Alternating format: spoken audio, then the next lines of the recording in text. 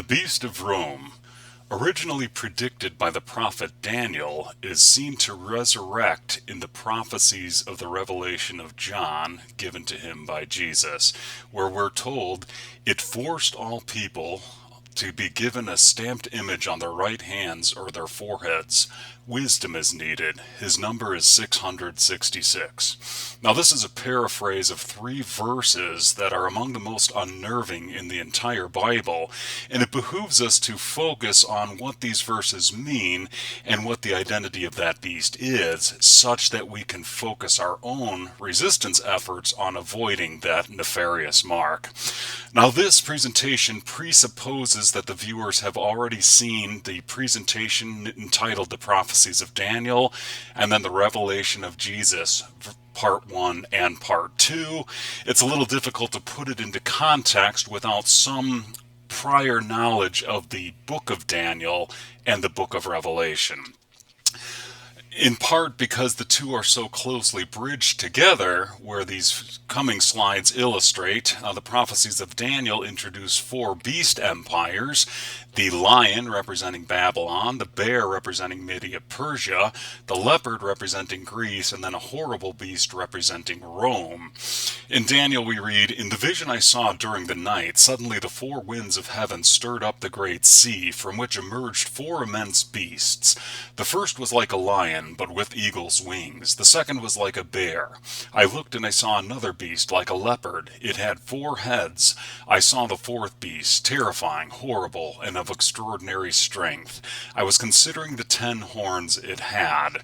So this prophecy, written by the prophet Daniel during his time in Babylon, mentions this vision of four beasts emerging from a great sea: the lion, bear, leopard, and fourth beast representing Babylon, Media-Persia, Greece, and Rome, respectively. And if we look at the four individual beasts, we see the lion and the bear have one head. The leopard has four heads, which represents four kingdoms of the Greek Empire. And then the fourth beast, representing Rome, also has one head with 10 horns. Now, if we add together the heads, we see there are 7 heads, and then 10 horns on the fourth beast's head. Now, looking forward another 500 years or so, we can read the revelation of Jesus when John writes, "Then I saw a beast come out of the sea with 10 horns and 7 heads. On its head were blasphemous names. The beast I saw was like a leopard, but it had feet like a bear's, and its mouth was like the mouth of a lion. I saw that one of its heads seemed to have been mortally wounded, but this mortal wound was healed. Fascinated, the whole world followed after the beast." So we see again, while this is a singular beast with 7 heads and 10 horns, it still has the same sum of heads and horns as the 4 beasts of the prophecies of Daniel. We also see that it emerged out of a sea, just like the beast of Daniel, and then its body was comprised of a leopard's body with bear's feet and the mouth of a lion.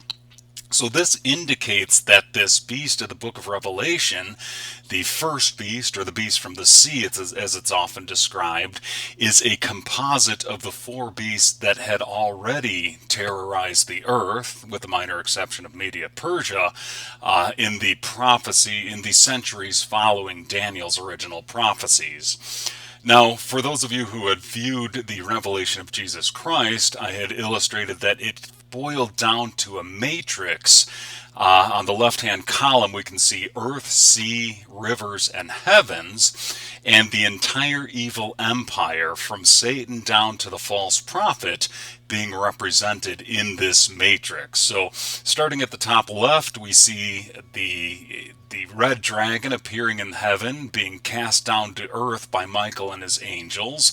The woman clothed in the sun, a little side part to this.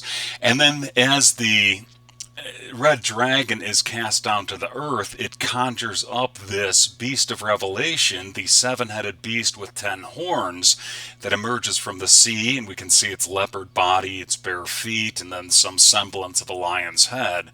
This is covered in chapter 12 and 13 of the book of Revelation, and then in chapter 17 we revisit the beast, wherein it's seated, a harlot is seated upon the beast, and it now has a crimson red color denoting bloodshed. We're later told in Revelation 13 that a second beast emerges from the earth and forces all rich and poor, free and slave, to receive a mark from the first beast on their right hand and forehead. Now, Newton had done some extensive analysis of these prophecies in the late 1600s, early 1700s, and concluded that the period of activity of the beast from the sea occurs from roughly 800 AD to 2060 AD. So just kind of bear that time frame in mind as we consider the state and activities of the beast from the sea and also the beast from the earth that forces its worship. So, as I mentioned, Isaac Newton had done extensive analysis on the prophecies of Daniel and the revelation of John slash Jesus, and he concluded that those prophecies, especially of the first beast of the book of Revelation, describe Western Europe. Now, Europe had been conquered by the Roman Empire and picked up a lot of its characteristic legal system, warfare, and other kind of traditions. So Newton, in his observations, wrote, "And therefore all the four beasts are still alive. The nations of Chaldea and Assyria are still the first beast. Those of Media and Persia, that is Iran, are still the second beast. Macedon, Greece, Thrace, Asia Minor, Syria, and Egypt are still the third. And those of Europe on this side, that is to say west of Greece, are still the fourth." Now, this was Isaac Newton writing around the 1700s AD, and at the time he hadn't seen the full activity of the first beast of the book of Revelation, which he associates with those of Europe this side west of Greece. Now, the next figure illustrates the transition from Revelation 13 to chapter 17, where we read, "I saw a woman clothed seated on a scarlet beast, with 7 heads and 10 horns. On her head was written a name, Babylon the Great, the mother of harlots and of abominations of the earth."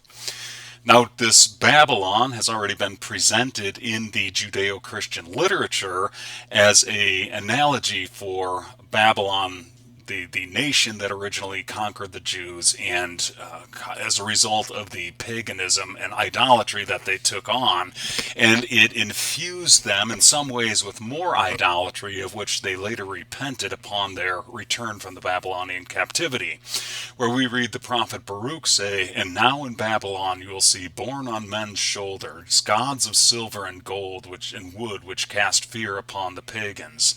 Take care that you do not imitate their example."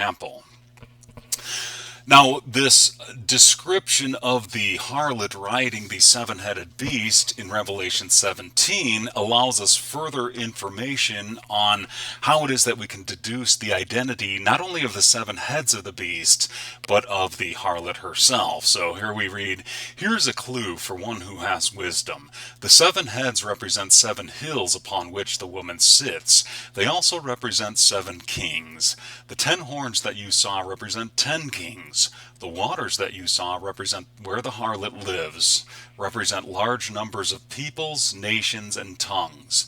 The woman whom you saw represents the great city that has sovereignty over the kings of the earth." Now, we will revisit these verses repeatedly through this presentation, but here we can at least look at the 7 heads representing 7 hills and 7 kings. So let's kind of take a look forward and look at one of the most frequently observed manifestations or fulfillments of that prophecies is that Rome was often called the city on 7 hills. Here we see Quirinal, Viminal, Capitoline, Esquiline, Palatine, Caelian, and Aventine hills, the 7 hills upon which Rome sat. And if we look to the upper left of that figure, we can see Vatican City, Vatican Hill, is very nearby. So this is kind of the initial zoom in that we want to observe for the association between the harlot and the beast. But what we also see is that these 7 heads also represent 7 kings, whom we'll identify shortly. So, noting that the prophecies of the beast in the prophecy of Daniel correspond to the beasts in the Revelation, we can further look into the elaborations that Daniel received when he wrote, "I was considering the 10 horns it had, when suddenly another, a little horn, sprang out of their midst, and 3 of the previous horns were torn away to make room for it. This horn had eyes like a man and a mouth that spoke arrogantly. I watched then from the first of the arrogant words which the horn spoke until the beast was slain, and its body thrown in the fire to be burned up." Now here we read about a beast being slain, specifically the beast that formerly had 10 horns, now fewer, now only 8, because 3 of them had been displaced by that little horn who spoke arrogantly. And Newton went into great detail on the identity of that horn, including the presence of its eyes and mouth. And I'll refer the viewer to that, the observations of Daniel, written by written by the scientist Isaac Newton. But for now, let's kind of continue on and further identify what Newton had identified those 10 kingdoms as representing. So he connected those to the papal states ruled by the Roman Catholic popes from 756 to 1870 AD. So over 1,000 years of essentially kingship on this portion of what is present-day Italy, formerly I would say Latin, or the portion of the Roman Empire. So Newton wrote, "The rest of Italy and the islands adjacent, containing the suburbicarian regions or 10 provinces under the temporal vicar of Rome, constituted the proper province of the Bishop of Rome." Here we see Campania, Tuscia and Umbria, Picenum, Suburbicarium, Sicily, Apulia and Calabria, Bruttii and Lucania, Samnium, Sardinia, Corsica, and Valeria as representing those 10 horns of the 4th beast of Daniel, and perhaps overlap with the 10 horns of the 7-headed beast of the Revelation. Now it's worth mentioning as well that the connection between Rome, Babylon, and metaphorical harlotry seem to have had a literal fulfillment as well early in the 900s. For about 60 years, the era known as the Rule of the Harlots was a time in Roman Catholic history when the popes were particularly influenced by some of the women in a specific family, up to and including romantic relationships with them, and even the generation of children, some of whom took on the papacy. So I'll leave it to the viewer to read on this era, commonly known as the Rule of Harlots, even by major historians, to further solidify the identity of the harlot riding the 7-headed beast. Now we want to look into the identity of the 7 heads of the beast themselves. Now this hinges upon a major event that occurred in Europe in the year 800 AD, specifically on Christmas Day. This was when Charlemagne, the king of the Franks, was crowned the basically emperor of the Holy Roman Empire by Pope Leo III. And he's now referred to as the father of Europe, and in many ways this is more of an insult than a compliment, and he is the ancestor of many European kings, including the various Charles, Carlos, Carol, Carlo, and Carls that have taken the throne in the 1200 years plus since his original coronation. Now it's noteworthy that Charlemagne was a warmonger and converted the Saxons to Christianity by the sword rather than the peaceful approach of the gospel advocated by Jesus, who never shed any human blood but his own. Now this figure on the right gives us a depiction of the origination, the rise, and the growth of the Frankish Empire, of which Charlemagne was only one of a succession of kings and emperors to sit on that throne over several centuries of time, giving rise to many of the royal families in Europe that later went on to conquer virtually the entire earth, exactly as predicted in the book of Revelation. So let's take a look at the Holy Roman Empire. We saw that it originated a little prior to Charlemagne, actually, but his coronation by Pope Leo III on Christmas Day 800 was what really set the stage for subsequent centuries of conquest, not only of the European peninsula, but of the entire world. 200 years later to the day, Pope Sylvester II crowns Stephen king of converted Hungary, and what we see is a gradual proliferation and extension of the influence of the Roman Catholic Church on Western Europe and subsequently on the entire world. Later we read that Pope Innocent III caused the papacy to reach its greatest power and influence on the Roman continent. A few centuries later, the Great Schism actually created both French and Roman popes. And then by the 16th century, the papacy and its relationship with the Holy Roman Empire had actually become subservient to it and something of a tool to the German Roman emperors. So we see, I referred to the presentation as the Beast of Rome, focusing on the identity of the first beast that emerges from the sea in Revelation chapter 13. But we see it's very much a European empire, a European beast, and we'll see that the prophecies foretold about it have come largely to fulfillment since between the 15th century and the present 21st century. So, there have been many depictions of the seven-headed beast and the harlot riding the seven-headed beast. This is a depiction that looks like it's from Slavic imagery. And while the identities of the beast's seven heads remain elusive for several centuries, we can say that with recent centuries of European and world history for that matter, we can come to identify the seven heads of the beast with a high level of confidence, namely Italy, England, France, Spain, Portugal, Germany, and Belgium. We'll see momentarily how exactly those can be identified, but what we can observe is that these European empires or kingdoms, which often became empires, were the original victims for the most part of the Roman Empire and its successor, the Holy Roman Empire. I won't get into the details of it, but everyone knows that Rome is situated in Italy.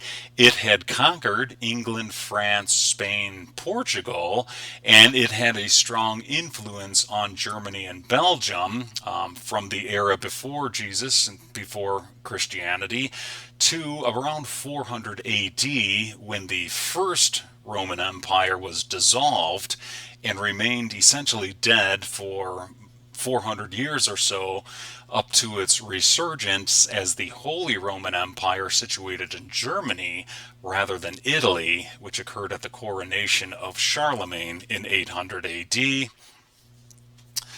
Now, if we want to better understand how it is that many of the prophecies given in the book of Revelation in the first century AD came to fulfillment in the succeeding centuries, we can read, say, from chapter 17. The angel says to John, "I will explain to you the mystery of the woman and of the beast that carries her. The woman whom you saw represents the great city that has sovereignty over the sovereigns of the earth." Now, political influence varies over time, but the figure on the lower left illustrates kind of what's being told in this chapter 17 of the Revelation, where we see the figure of Columbus interacting with a Native American leader, and behind him, kind of whispering in his ear, is a Roman priest, kind of giving influence and suggestions as to what types of activities he may take on.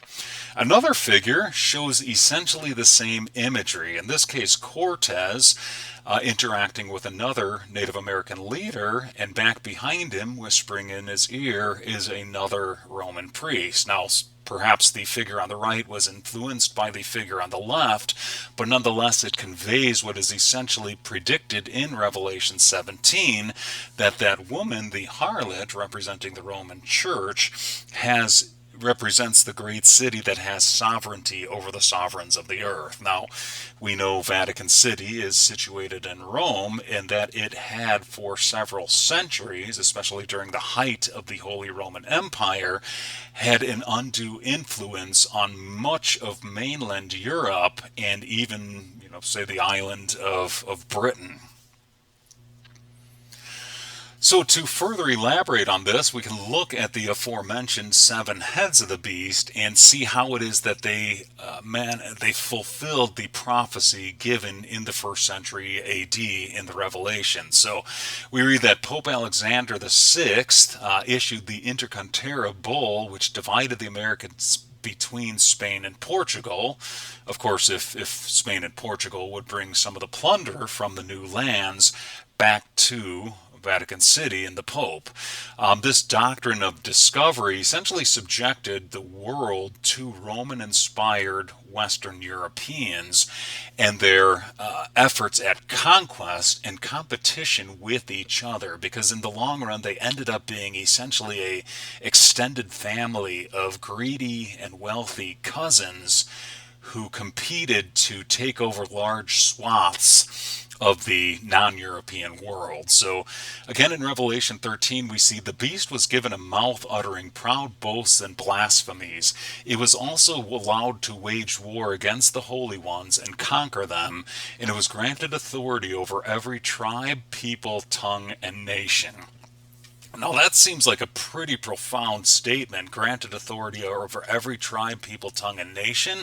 But if we look at the history of the Western European empires, we can see that is exactly what happened in this prophecy of the seven-headed beast. So the figure on the left shows Portugal, that tiny little green spot on the Iberian Peninsula, and then all the other green areas are Portuguese colonies scattered over Eurasia, Africa, and South America that were established as a result of this papal decree, the Intercontera Bull.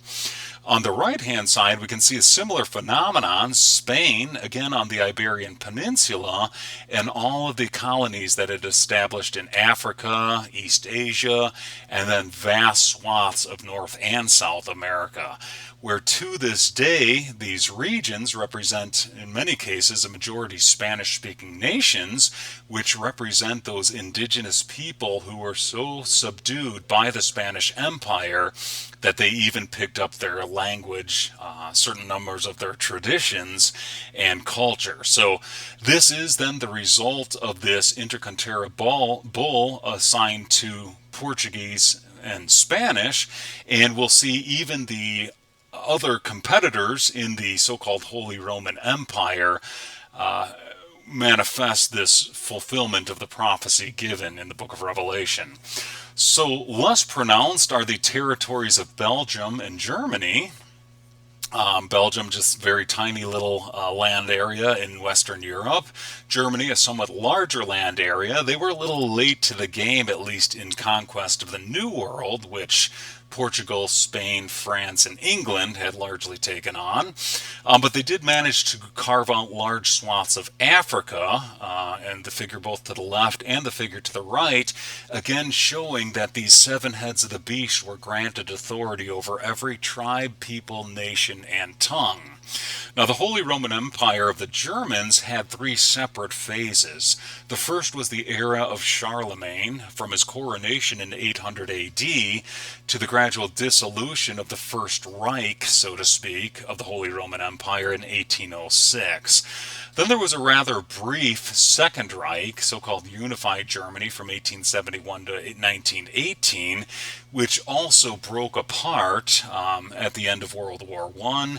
And then we see the notorious Third Reich, that is to say Hitler's Germany, which lasted a relatively brief span of time, at least in prophetic years, from 1932 to 1945. Now, for reasons that may become apparent over the duration of this presentation, it seems as though the German head, one of seven of the seven-headed beast of the book of Revelation, is the most problematic one. And I think anyone who knows the history of World War I and II know that certainly Germany is the one who would be implicated in all the bloodshed in those wars. But nonetheless, other factors such as the First Reich of the Holy Roman Empire and various other activities that Germany had conducted in the past 1200 years or so certainly seems to implicate them, not only for fulfillment of the prophecy thus far, but fulfillment of the remainder of the prophecy as the head of the European Union. Now, not to overlook the other heads of the beast, we can see the French colonial empire, which had been established really since the 1700s or so, had not only placed its footprint in North America, and to a lesser extent the Caribbean and South America, but also a very large swath of Africa on the figure on the right. And then it kind of had a resurrection during the Napoleonic era, where they conquered most of Europe, as well as North Africa, and even a large swath of Russia, thereby receiving some of the holdings of those European and Russian nations as well. Now, what this illustrates as well is that, say, the conquest of Europe by Napoleon, or a century or so later by Hitler, represents that these seven heads of the beast don't work in collusion in most cases. They are all independently minded, and you could say hungry for resources, whether it's gold or wood or jewels or things like that, and willing to fight the other seven heads of the beast to attain those resources. Now we read in Revelation 17 further information on the identity, saying, "The 10 horns that you saw, and the beast will hate the harlot. They will leave her desolate and naked. They will eat her flesh and consume her with fire." Now it's no secret that the French Republican Army, ostensibly led by Napoleon, wasn't on really good terms with the Pope or the Roman Catholic Church as a whole. In 1798, they actually imprisoned the Pope, and it wasn't just the French head of the beast, the associated horns, that were in contention with the Pope. Italy as well had sought to subdue the influence of the Pope. So while the Papal States, or Kingdom of Italy, were ruled by the popes from 756 to 1870, when Italy kind of raised its head over the centuries, especially in 1870, they seized those papal states, and the popes were actually restricted to Vatican City, another aspect of history that's pretty well known or readily researched, but which also fits into this portion of the Revelation, saying, "The 10 horns that you saw, and the beast will hate the harlot. They will leave her desolate and naked. They will eat her flesh and consume her with fire." So while the harlot actually rides the beast and seems to have some influence on guiding its activities, whether it's opening the undiscovered lands of the Americas to Portugal and Spain, or leading the Holy Roman Empire of Germany, the harlot, that is to say the Roman Church, has influence over the beast, but nonetheless multiple heads of the beast also hate it and have done their best to subdue it. Now, coming on the last of the major heads of the beast, we see England, or Great Britain, was originally settled, we could say, or set up by tyrants, set up by the Roman invaders in the early centuries of the year of our Lord. And now these English, or at least over the succeeding generations, the English and British land holdings in the 1900s came to include, well, prior to the 1900s, the United States, but of course after the Revolutionary War, they were evicted from that portion of North America, but they still retained their influence on Canada and Australia, and to a lesser extent countries like India, South America, and various other regions scattered around Africa, Eurasia, and other areas.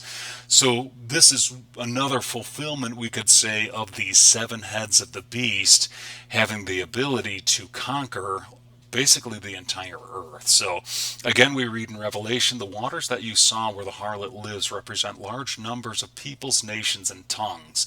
The woman whom you saw represents the great city that has sovereignty over the sovereigns of the earth." So again, this is, we could say, Rome.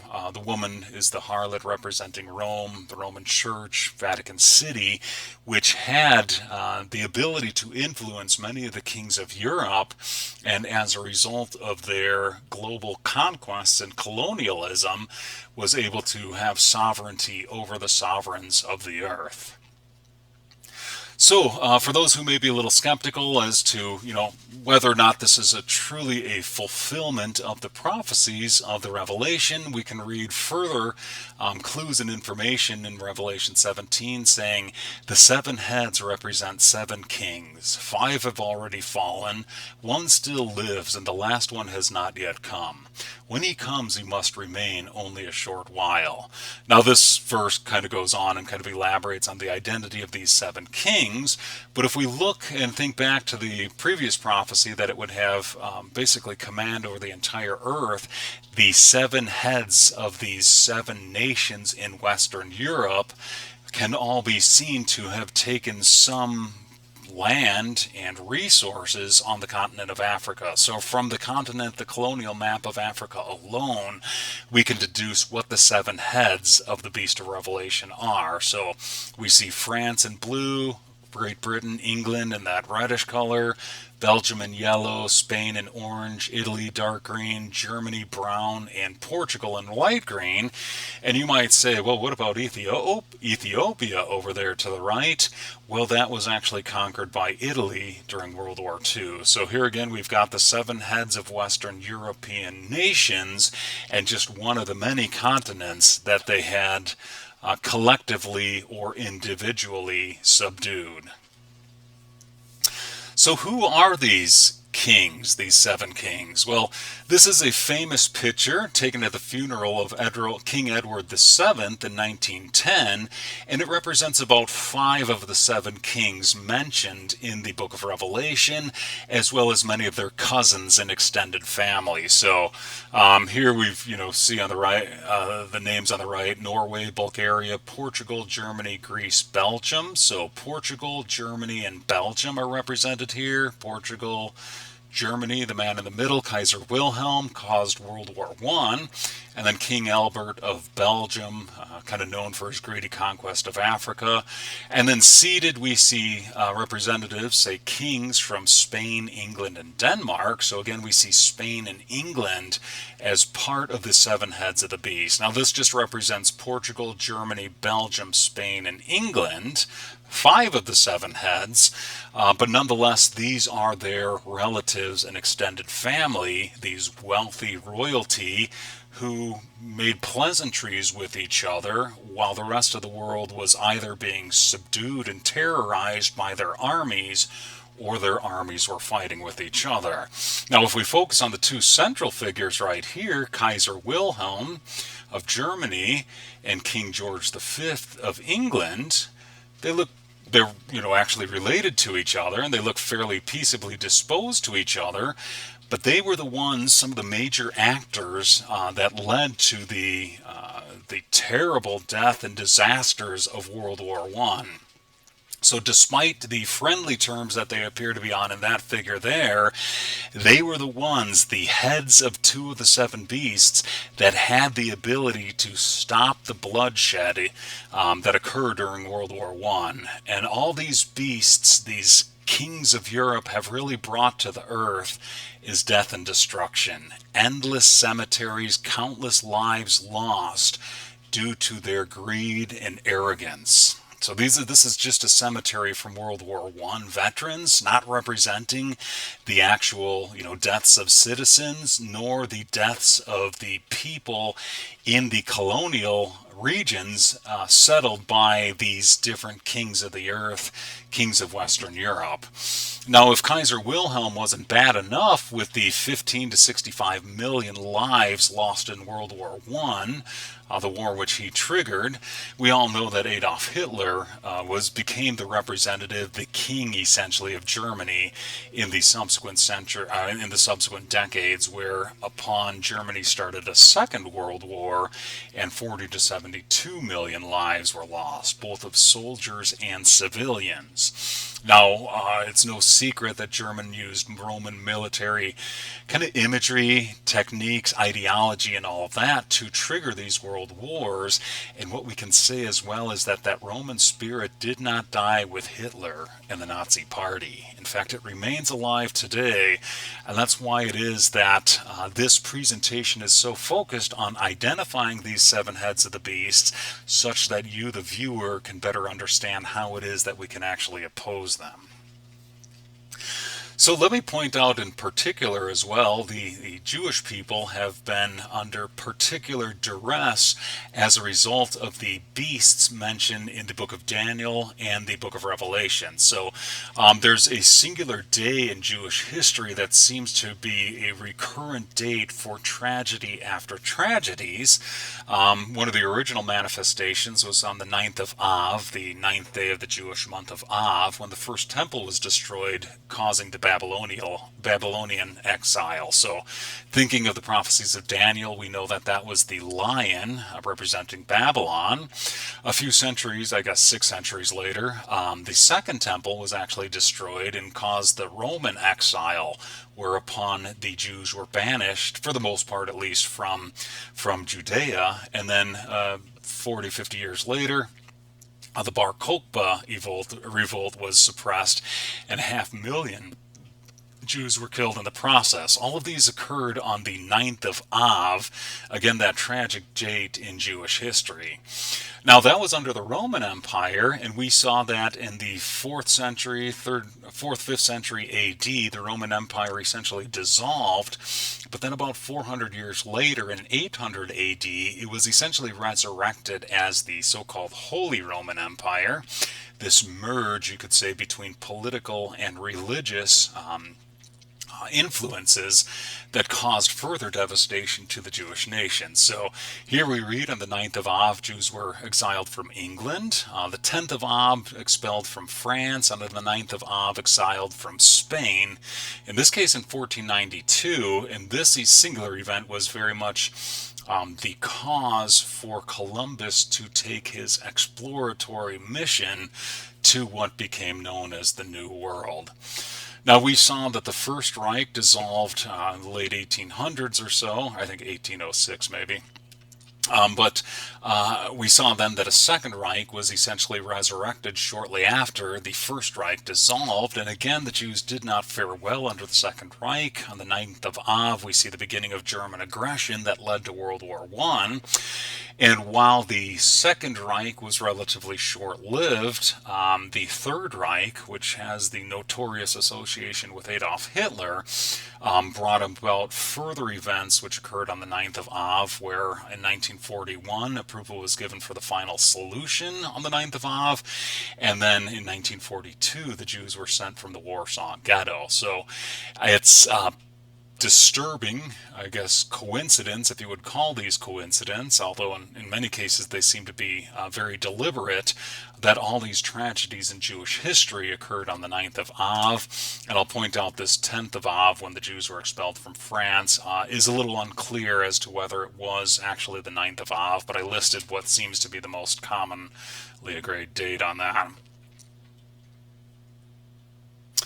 So, why is it that this beast of Rome, whether it's the original Rome or the First, Second, or Third Reich, has such animosity toward the Jewish people?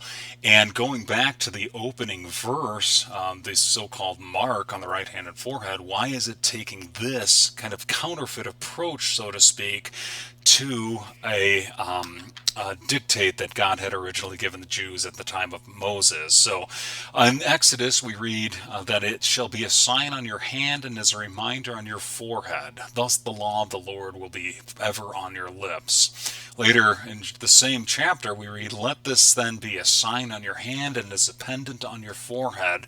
With a strong hand the Lord brought us out of Egypt. So here we have these commands to the Jewish people at the time of their exodus to receive this symbol of loyalty and servitude to God on their hand and forehead, a sign of their ability to keep the Ten Commandments and to love Yahweh their God. Later in Deuteronomy, we see Moses was the first to write what Jesus called the greatest commandment, saying, Hear, O Israel, the Lord our God is our God, the Lord alone. Therefore you shall love the Lord your God with all your heart, and with all your soul, and with all your strength. Take to heart these words, bind them at your wrist as a sign, and let them be as a pendant on your forehead. So these are what gave rise to what are referred to as the techelim, or phylacteries, that many observant Jews use to this day. And essentially what they are symbols on the hand and forehead indicating loyalty and servitude to the God of Moses, the God of Israel, but also is the God of truth, the God of Jesus. Now, later in the prophecies of the Old Testament, we see Ezekiel received a vision and a seal of divine approval on his forehead. In chapter 9, we read, I saw 6 men, each with a destroying weapon in his hand. In their midst was a man dressed in linen, with a writer's case at his waist. God ordered the man in linen, pass through the city and put a mark on the foreheads of those who moan and groan over all the abominations that are practiced within it. Then God ordered the armed men, pass through the city after him and strike, but do not touch any upon whom is the mark. Begin at my sanctuary.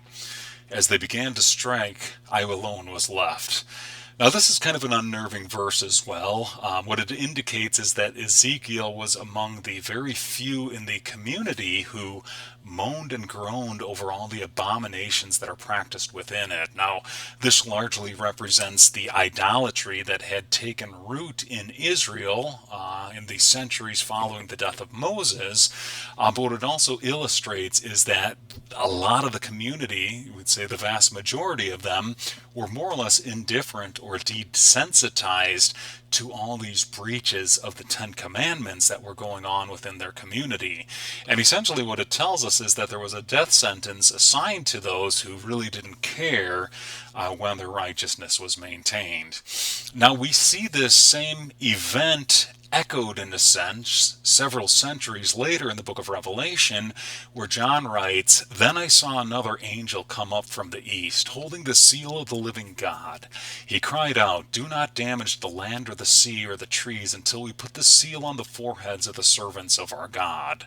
Now, in Ezekiel, we read that essentially an angel among the 6 men put this mark on Ezekiel's forehead, and then several centuries later we see that an angel again puts the seal of the living God on the foreheads of his loyal servants. So one could argue that this is the most valuable seal that any person can receive, in large part because it's an indication of divine protection and security. And one could also infer eternal life. And then what we see is that there were several false gods, not only in the region surrounding Israel, but in various parts of the world, who seem to have seals of their own, which they want to put on the right hands and foreheads of the people of the earth. Those who are particularly susceptible, we might think, are those who are more or less indifferent to the commandments of God, unlike Moses, unlike the recipients of the seals in the book of Revelation. So we read in the book of Maccabees, under the tunic of each of the dead they found amulets sacred to the idols of Yamnia, which the law forbids the Jews to wear. So on the one hand, the law essentially says wear this seal on your forehead, representing the Ten Commandments and the love of Yahweh, but then the law also forbids the seal of any other god, whether it's the pentagram, the cross, the heptagram, hexagram, or this ankh down there. All of those have some metaphysical connotation and maybe even association with spiritual beings in the fallen world, and they are absolutely forbidden for Jews to wear. Later in Acts we read that Stephen Martyr said, Our ancestors were unwilling to obey Yahweh, so they made a calf in those days, offered sacrifice to the idol, and reveled in the work of their hands. You took up the tent of Moloch and the star of your god Raphan, the images that you made to worship. So I shall take you into exile beyond Babylon. So Moloch and Raphan were various false gods of the region that had their own symbolism that some of the Jews had actually taken on and fallen prey to.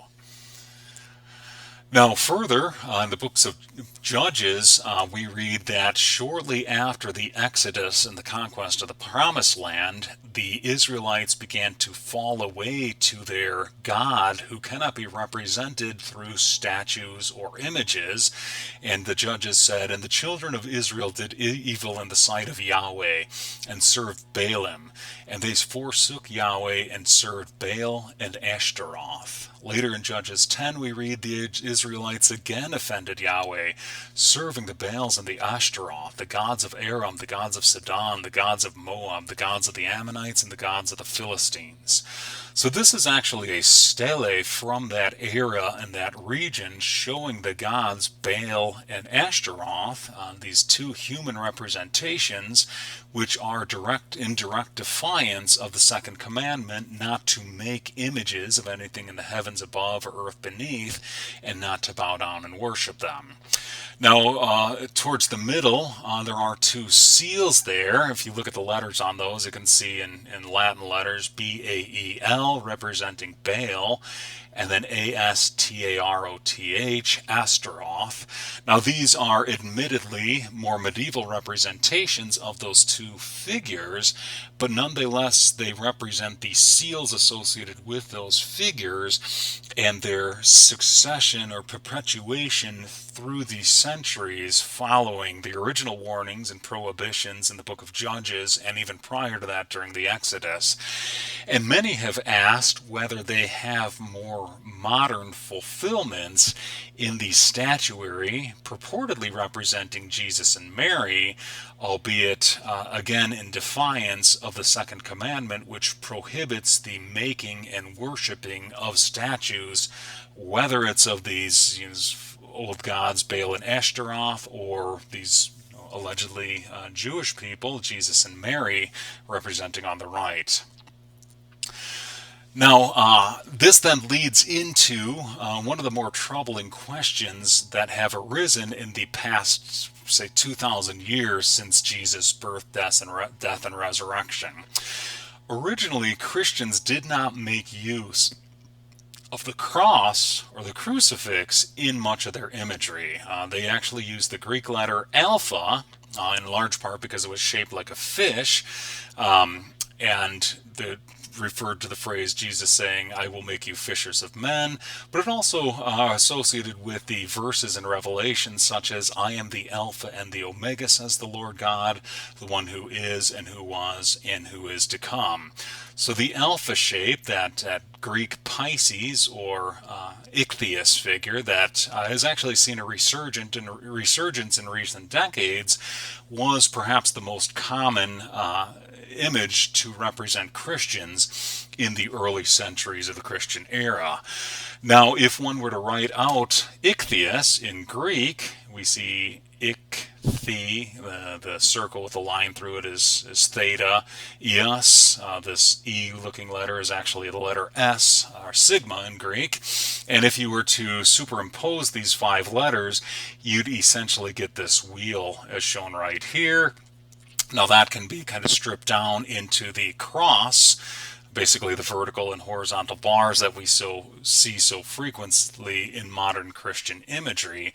But nonetheless, it's worth remembering that early symbolism of Christianity was more of the fish symbol.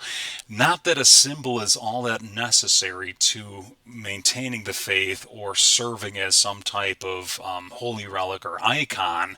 In reality, the vast majority of our Christian and even Judaic faith is of the spiritual level, and it's more a matter of fulfilling the commandments and meeting the expectation of God, the individual God Yahweh, than wearing some symbolism, a crucifix around their neck or whatever the case may be.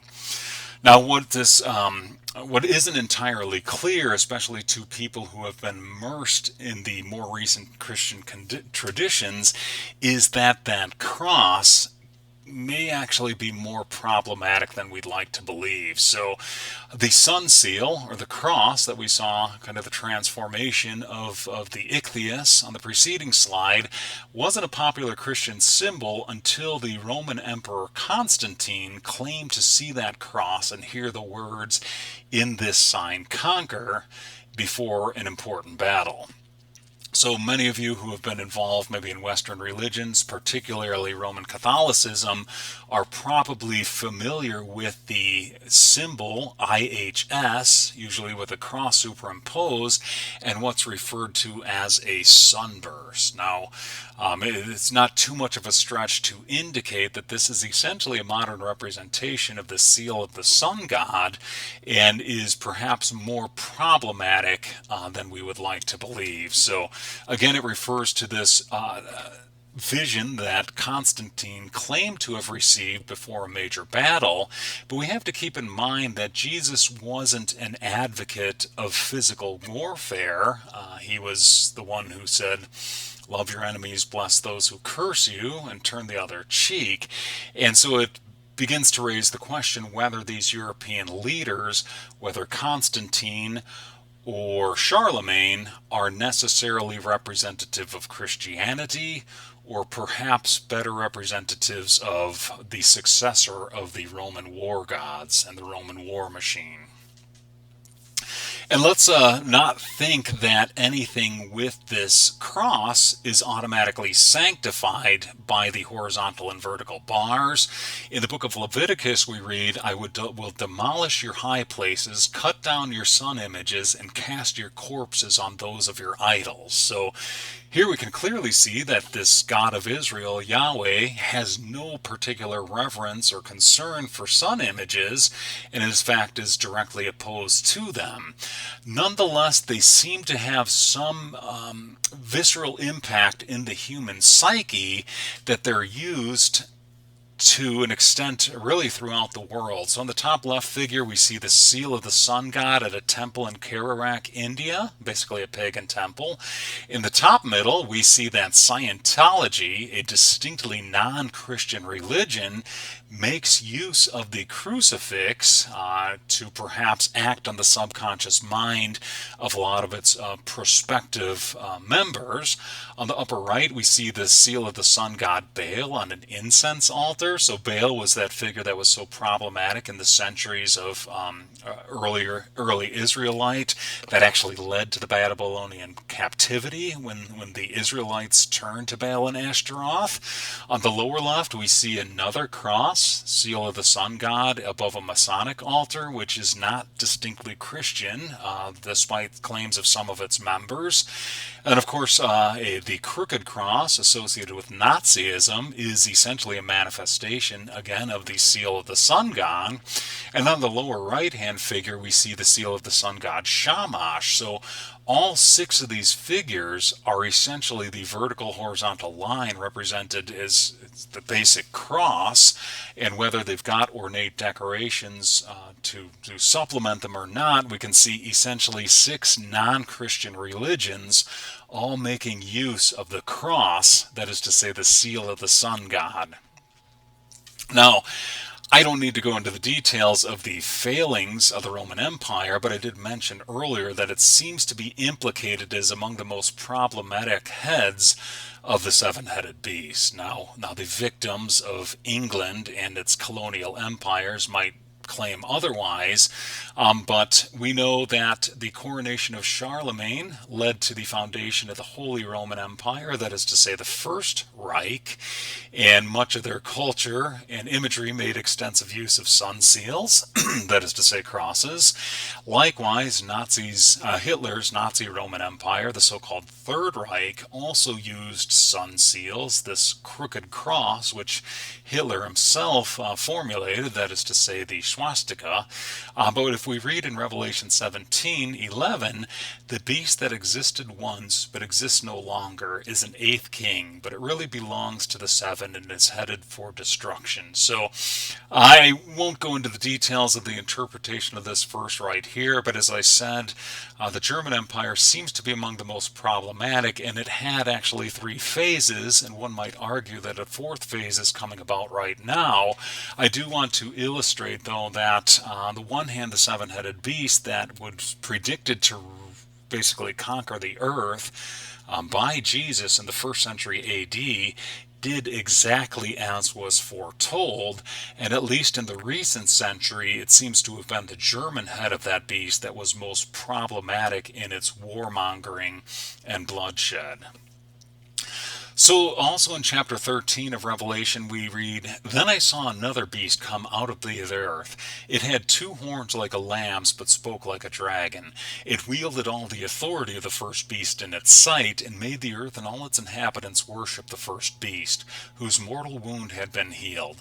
It forced all the people, small and great, rich and poor, free and slave, to be given a stamped image on their right hands or their foreheads. The wisdom is needed here. One who understands can calculate the number of the beast. His number is 666. So as I mentioned earlier, in Jewish tradition, they make use of what are referred to as techelem, or phylacteries, that is to say, essentially small compact boxes that they strap to their right hand and forehead, representing the Ten Commandments and their obedience and subservience to Yahweh, the God of righteousness and truth.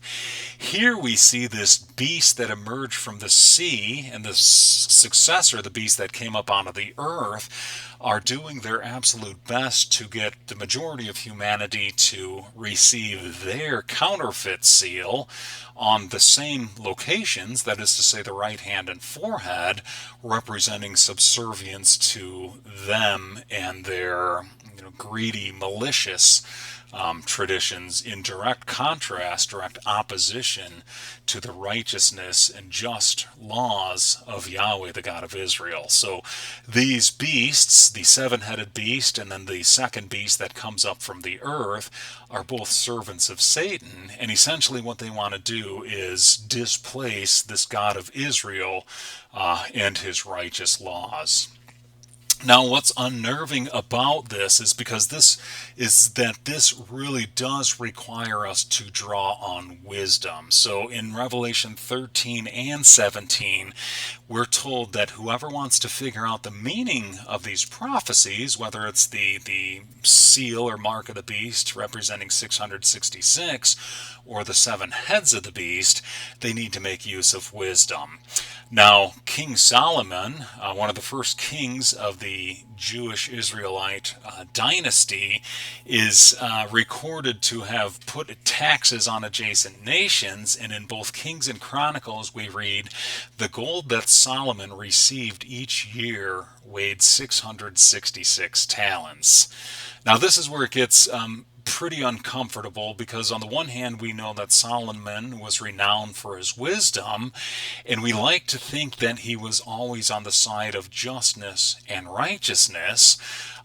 We can't help but ask whether it was just a coincidence that he collected 666 gold talents per year, or whether some information he had, whether having originated from Babylon or other sources, compelled him to specify specifically that quantity of gold talents. Now, the figure on the lower left illustrates what's referred to as a seal or a talisman, and I do not advocate the use of these whatsoever, but it has the mathematical uniqueness in that it represents a 6x6 grid. These are both just two different instances where the front face represents the seal of the sun god, so whether it's in human form or in the center of the lower figure, we've got the depiction of the sun itself, and then on the obverse sides, we see what is essentially a matrix, a 6 by 6 matrix. So everyone knows that 6 times 6 is 36, so there are 36 cells in the matrices of these amulets, seals, marks, whatever you want to call them. Now the grids on the rightmost side of this figure represent the actual numbers, which aren't real legible in these ancient artifacts, and you can see they're essentially numbered from 1 through 36, such that all the columns and all the rows add up to 111, and that the sum of all the numbers in this matrix is mathematically unique as 666. Now, whether Solomon was making use of this type of knowledge or not in specifying the number of gold talents that he would collect from the adjacent nations is not clear to me. A lot of history from that era has been destroyed by the wars and the people who did not want that information to proliferate. Now, Isaac Newton, again in the late 1600s, early 1700s, had made observations on the verse from Revelation chapter 13, and some of the corresponding information in the Kings and Chronicles, where he said, Irenaeus, who was contemporary with Melito, wrote much upon Revelation, and said that the number 666 was in all the ancient and approved copies, and that he had it also confirmed to him by those who had seen John face to face, no doubt his master Polycarp for one. At the same time, Theophilus, bishop of Antioch, asserted it, and so did Tertullian, Clemens Alexandrinus, and Origen soon after, and their contemporary Hippolytus the martyr, metropolitan of the Arabians, wrote a commentary upon it, and I, Newton, do not indeed find any other book of the New Testament so strongly attested or commented upon so early as this. Now, what Newton is referring to is some claims, at least, that original number 666 was actually 616, or wasn't as specific and identified as had been listed there. So there's a lot of effort at kind of misdirection as to what the original significance of this mark of the beast and that 666 was. But the connotation that the Revelation gives it is certainly nefarious, and what Solomon was doing, whether it was guided by any information related to these seals or not, is unknown to the present narrator. But what has been found is that a lot of our time and chronology information is at least based in part on those types of so-called magic squares and the perhaps occult practices that led to their formulation. So, on the one hand, if we just look at the days of the week, the 7 days of the week used in English, Spanish, German, most of the Western world, we can see echoes of the so-called 7 planets and the so-called gods of ancient Greece and Rome. So, looking at the rows in the table at the bottom, we see the medieval planets, the Sun, the Moon, Mars, Mercury, Jupiter, Venus, and Saturn, and their corresponding gods in both Greek and Roman pantheons. So Apollo, the sun god, Selene, the moon goddess, Ares, the god of war, Hermes, the god of Mercury, trade, Zeus, Jupiter, Aphrodite, Venus, and Cronus, Saturn. Perhaps it's more clear, at least with the Roman gods, the moon, Luna, Mars, Mercury, Jupiter, Venus, Saturn. And then if we look at the days of the week in Latin tongue, the original language of Rome, we've got Dies Solis, day of the sun, Dies Lunis, day of the moon, Dies Martis, Mercury, Jovis, Veneris, and Saturni, where we can see these are echoes of Mars, Mercury, Jupiter, Venus, Saturn. Now, for those of you who may be familiar with Spanish and French, or Italian for that matter, we can see Lunis, Lundi, Lunedi, Martis, Mardi, Martedi, Miércoles, Mercredi, Jueves, Hudi, Giovedi, echoes, so to speak, of these original Roman gods in the names of the 7 days of the week used by these languages. Now, English represents a slight departure from that trend. trend in that it is actually a Germanic language rather than Romantic languages as represented by Latin, Spanish, French, and Italian. Nonetheless, we see sun and moon echoed in Sunday and Moon Day, respectively. And then we get into the latter days of the week, Tuesday, Wednesday, Thursday, Friday. These were actually named after the Nordic equivalents to the Greco-Roman gods that were carried about by more northern Germanic tribes. However, the last one, Saturday, is still named after the Roman god Saturn, and so that name ends up being echoed throughout the centuries. It is worth noting, though, that Sabado and Sabato represent essentially Sabbath, which indicates the extent to which the Spanish and Italians were influenced by the Jews who had emigrated to those areas after their conquest by Rome. Now, what's a little more unnerving about these correlations, though, is that they seem to have some connection to the matrices in the seals of the various false gods that established themselves in Western Europe, particularly around Greece and Rome, but had essentially spread through Western Europe and as a result kind of through the world. So earlier we saw the seal of the sun god, represented on the upper left right there, the 6x6 matrix, the sum of which is 666.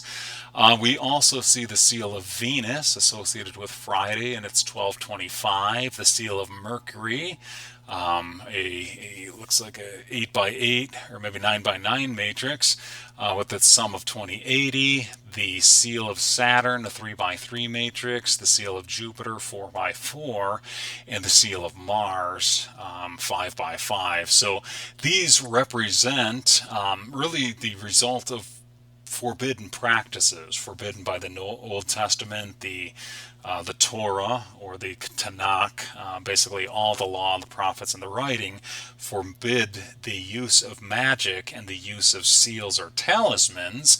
But as we know, the opponents of the God of Israel, Yahweh, don't have particular interest or concern in his laws, whether they are spiritual beings, maybe making use of the seals themselves, or human beings who may have picked up these seals in an effort to enrich themselves or project power to the victims of their conquest.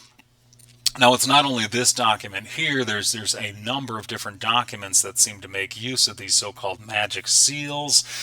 These are excerpts from some book that purports to teach topics of magic. Again, we can see the 6x6 matrix, the sum of all the rows and the sum of all the columns adding to 111, and then 6 rows or 6 columns would give us the sum to 666. And again, I want to point out these are mathematically unique, especially this solution of the Sun seal, but frankly the Venus seal, the Mars seal, the Mercury seal, they're all mathematically unique, but it's only the Sun seal that has this sum to 666. And you can see right next to it we've got essentially the cross that we've seen recurrent in non-Christian imagery, whether it's the pagan temples in India, the use by Scientology or Freemasonry, or the Temple of Baal, the incense altar of Baal. This figure, this cross, is a recurrent image, and one could argue that it was one of the main symbols used by the Roman Empire prior to the life of Jesus and even after his death and resurrection. And some even say that is the reason why the cross was chosen, because it essentially represented, anyone crucified on the cross represented a sacrifice to the Roman sun god. And so the connotations, the connection with these pagan gods are a little too close for comfort, and I encourage people who strongly associate the cross with Christianity to reconsider that connection and perhaps back off and recognize that Christianity is more a matter of keeping the commandments of Jesus and Yahweh than it is, wearing symbols and hoping that they're working as a lucky charm. So those seven seals are found in many languages. We've saw in Latin, Arabic, Roman, Hebrew, and English. They're found in witchcraft, sorcery, Kabbalah, the writings of Ben Franklin and Joseph Smith.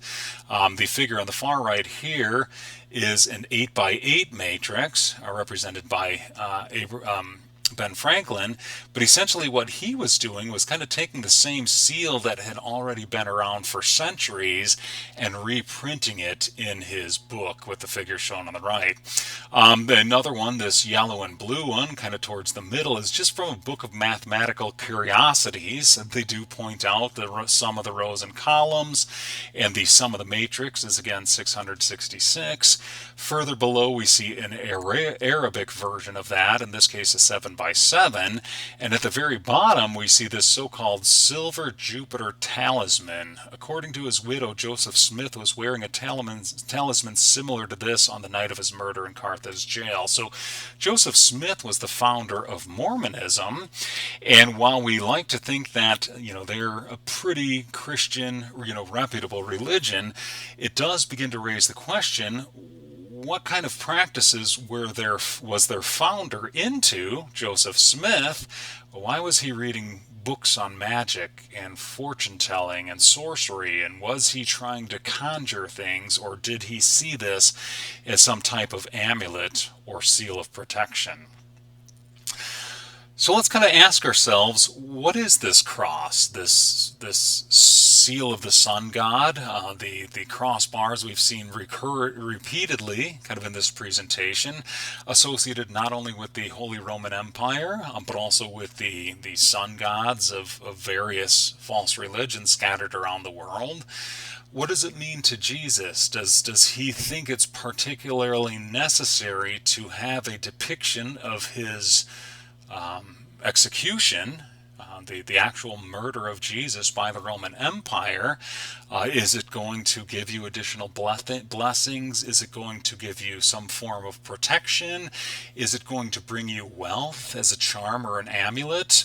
Or does Jesus see this cross as essentially a torture device, the instrument of his execution, and perhaps a symbol representing that sacrifice and the many people who died by that execution method were being offered to the Roman sun god?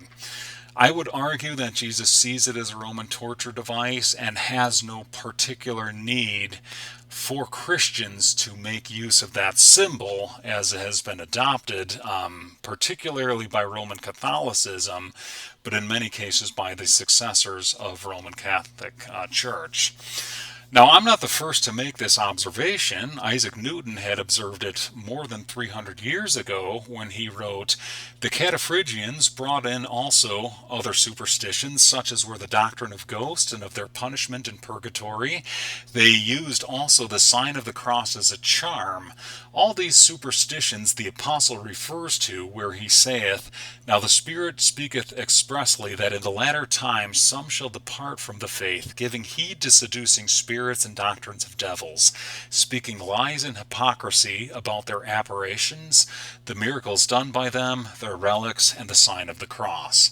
Now, I won't go into details of some of the claims of apparitions, miracles, and relics that have been carried on, particularly by the Roman Church through the centuries, but it's no secret that the sign of the cross has been used as a charm by this religion and its successors through the centuries. Now, previously, we saw the seal of the sun god Baal at the altar in Hazor, Israel. Baal was one of the gods forbidden by Yahweh, the God of Israel. On the right-hand side, we see the seal of the sun god Shamash, the stela of Shamshi Adad, in the Middle East as well. And then in the middle, we see the seal of what we could call the sun god, the Lord, at the altar in Rome, in Italy. So in all cases, we see these four full divisions, essentially a cross, two of which are distinctly associated with pagan gods. And then the middle one, well, if we look into the history of that church, we see it may have adopted a lot of paganism, and there's reasonable justification to associate it with the harlot mentioned in Revelation chapter 17.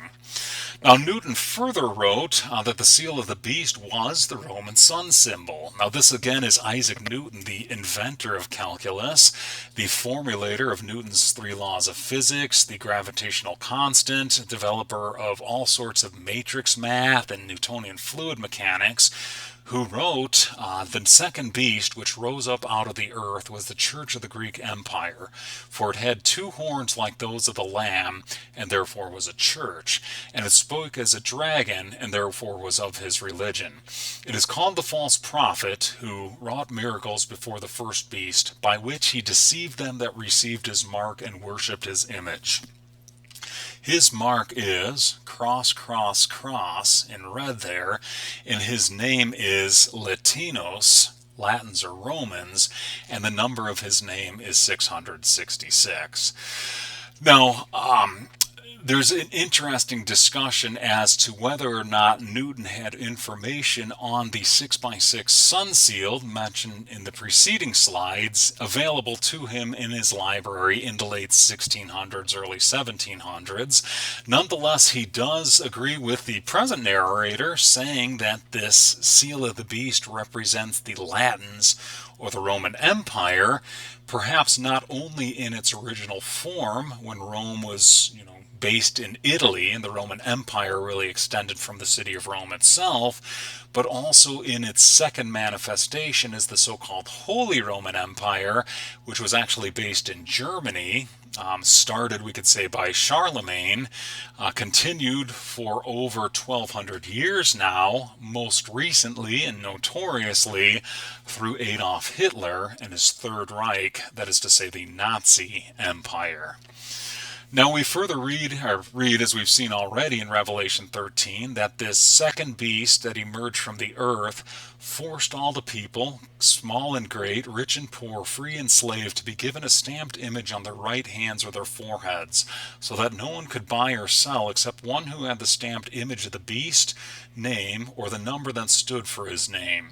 Wisdom is needed here. One who understands can calculate the number of the beast. His number is 666. So we've seen two instances where the present narrator and then Isaac Newton both identified that symbol, the cross, as the seal of Baal, forbidden by the God of Israel, the seal of the sun god, the seal representing Rome or the Latin Empire, and the seal that was used so commonly through the First, Second, and Third Reichs of the so-called Holy Roman Empire. And what's noteworthy is that that Holy Roman Empire had used just that seal on coins to allow people to buy and sell for centuries. Now, I'll say that that isn't the only fulfillment of that prophecy. If we look to other regions of the earth, we can see that the victims of the Muslim conquests in the Middle East, namely Egypt and Ethiopia, I guess we can say on continental Africa, were also forced to receive that same symbol on their right hand and forehead through the implementation of the jizya or Kharaj tax. These were originally enforced by Islamic caliphs starting in 641 AD and then revived by the Ottoman Empire rulers based out of Turkey in the centuries that followed. So essentially they gave Christians of the area three options. One, convert to Islam. Two, pay the jizya tax, or three, be killed. So many devout Christians opted for the second option, that is to say, pay the jizya tax, and they were essentially given tattoos of crosses on their right hand, wrist, and forehead. Now, I don't want to denigrate these Christians in any respect. They did what they had to do to survive, and even to this present day, Ethiopian Falasha women and Egyptian Copts still use these tattoos as a mark of honor, and in many respects it is. It's an indication that they defied Islam and stuck to their convictions concerning Christianity, but nonetheless they were forced to receive a seal of the sun god on their right hands and foreheads. Now, there is no biblical precedent for this practice. In Leviticus, we're told not to lacerate our bodies to the dead and do not tattoo yourselves. But nonetheless, when it became a matter of life and death, evidently these Egyptian and Ethiopian people accepted that and had to pay a tax to their Muslim overlords. Now, hitting a little closer to home in the Western Europe, and we'll say Western Hemisphere for that matter, many people are aware that Roman Catholics also receive a sun seal on their right hand and forehead as part of their religious practices. So, on the one hand, the seal is received on the right hand because, for the most part, that host there, which is offered to an idol, for that matter, is can be received by the mouth or via the hand, and if at least it's received via the hand, it's required to receive that seal on the right hand, as we're seeing in that figure to the left. Likewise, for many other portions of Roman Catholic rituals, such as baptism, Ash Wednesday, and last rites, they receive the seal, the cross, the seal of the sun god or Baal, on their foreheads, whether through oil or through the administration of ashes. But nonetheless, this is rather suspicious activity in light of all the things we've seen previously. And again, there's no biblical precedence for this practice. In Revelation, we read, Jesus says, "Yet I have a few things against you. You have some people there who hold to the teaching of Balaam, who instructed Balak to put a stumbling block, to eat food sacrificed to idols, and to play the harlot." So as I said, this practice within Roman Catholicism appears to be eating of food sacrificed to idols, which was strictly forbidden not only in Moses' time, but also by Elijah, Jeremiah, and Jesus, and we can infer remains forbidden to this day. Now, just to kind of continue on with the theme of receiving a sun seal on the forehead, many people might think, oh, that would be used to prevent the entry of an unclean spirit into a person's mind or brain or spirit, for that matter. But if we look to the figures down below, on the one hand, we see a dark musician, Rob Zombie, with a seal of the sun god on the forehead there, and on the right, we see the psychopath, Charles Manson, with the seal of the sun god, the so-called crooked cross or swastika, on his forehead. And I don't think anyone would argue that these people have been protected from unclean spirits. In fact, in many respects, they seem to be the voice of unclean spirits. So it's part of the reason we see the warning in Revelation 14, anyone who worships the beast or its image, or accepts its mark on forehead or hand, will also drink the wine of God's fury, poured full strength into the cup of his wrath, and will be tormented with burning sulfur before the holy angels and the Lamb. So note to self, do not accept that seal of the sun god on your right hand or forehead. Now, to summarize kind of what we've learned in this presentation, we saw the prediction both in the prophecies of Daniel, but more pointedly in Revelation 13 and 17, of some seven-headed beast who emerges from the sea, where we're told, "The beast was given a mouth uttering proud boasts and blasphemies. It opened its mouth to utter blasphemies against God. It was also allowed to wage war against the holy ones and conquer them. And it was granted authority over every tribe, people, tongue, and nation." So this is a prophecy given by Jesus in the 1st century AD, some 30, 40 years after his ascension into heaven. And what we can say is that that seven-headed beast did exactly what was predicted. Those seven nations of Western Europe essentially built up empires of their own. England, Spain, France, Portugal, Belgium, Italy, and Germany all conquered various parts of the world, and the figure shown there, the dark purple, represents Europe and a little bit of Russia in there, but really those 7 nations of Western Europe, identified by Newton, as we saw several slides earlier, had went on to conquer nearly the entire earth, with some exceptions, maybe in parts of China, parts of Saudi Arabia, which is essentially vast desert, and maybe the Pacific Northwest in the United States, where perhaps their full authority had not been placed on the people. But nonetheless, you could say that the modern world has really adopted much of that Roman and Western European ideology, political systems, legal terminology, scientific names, kind of political hierarchies, the Roman religion, the Julian calendar, and many aspects of their military arrangements. So the earth has been conquered by the beast of Rome. And now we got to ask ourselves, how is it that we can undo that conquest? And is there a system in place that can be used to replace the Roman system that had caused so much theft and bloodshed in the centuries since its inception? So we also saw 7 European nations have conquered the entire earth and divided the victims' wealth among themselves and their descendants. In Revelation 17, we read, "The 7 heads represent 7 kings. 5 have already fallen, 1 still lives, and the last has not yet come. When he comes, he must remain only a short time." So again, looking at the map of colonial Africa, we can say that a mere 7 nations in Western Europe conquered the entirety of Africa, including Ethiopia, and one could argue Liberia for that matter as well. And they essentially transported much of its mineral wealth, whether gold or silver or diamonds or coal or what other resources, to Europe, and made themselves fabulously wealthy while simultaneously impoverishing Africa.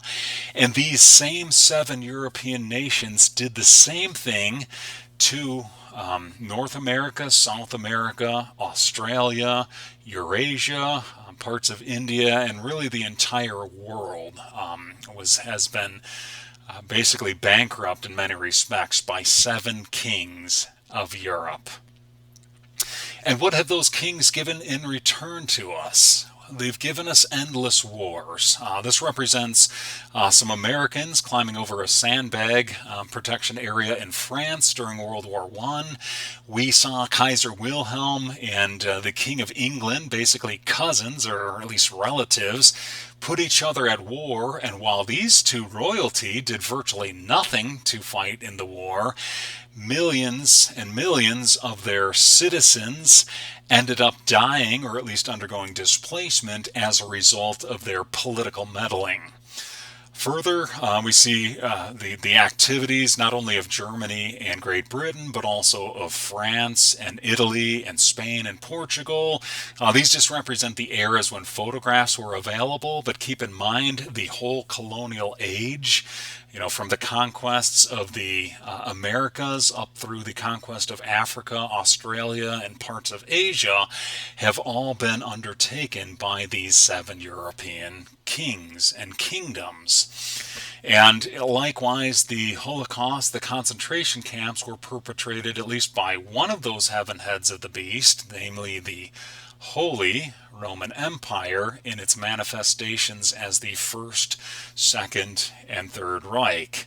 So what have those 7 kings of Europe given us?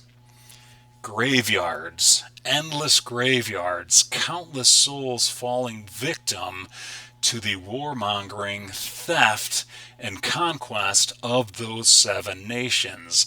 Now, these just represent Americans. It doesn't represent the other Europeans, the servants of these royal families in Europe, and it doesn't even approach the number of deaths caused in all the colonial empires around the earth. So whether you're an indigenous person from North America, South America, Africa, Asia, or Australia, you could say almost without a doubt that 7 European nations, England, Spain, France, Portugal, Belgium, Germany, and Italy, have in some way, shape, or form affected your nation, as long as you're not a indigenous European, and probably stolen a great portion of the mineral and material wealth that your nations possessed, and probably killed a lot of your ancestors and relatives. We may not see the graveyards representing the dead and mutilated from the 14th, 15th, and 16th centuries.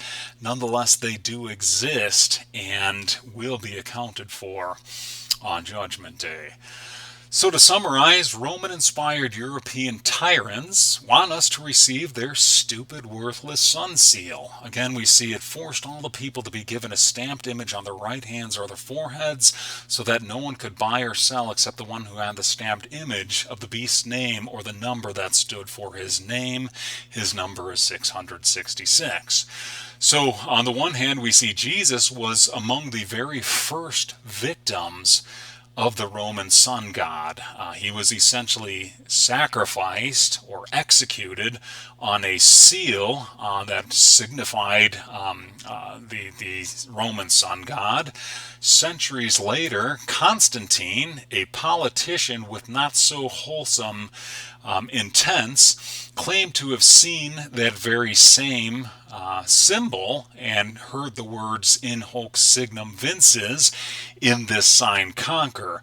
Whether that vision was given by Jesus, one of the early victims of the sun seal, or perhaps some Roman sun god spirit entity, is open to debate, but the figure on the left certainly represents perhaps the most recent manifestation of the Roman sun seal in Western European culture and ideology. And of course, the man pictured, Adolf Hitler, triggered the death and mutilation of millions upon millions of innocent victims as the self-proclaimed representative of the Third Reich, a continuation of the so-called Holy Roman Empire. Now, to summarize some more, we saw that the Roman beast has a seal or the mark of the beast with ancient and modern manifestations. In Revelation 14:9, we're told anyone who worships the beast or its image or accepts its mark on forehead or hand will also drink the wine of God's fury, poured full strength into the cup of his wrath, and will be tormented in burning sulfur before the holy angels and before the Lamb. So on the right hand, we see Ethiopian and Egyptian people were forced to receive the seal of the sun god by the Muslim conquerors of those regions. On the left hand, we see Roman Catholics receiving the seal of the sun god on their right hand and forehead as a result of living in areas where Roman Catholic conquerors had influence.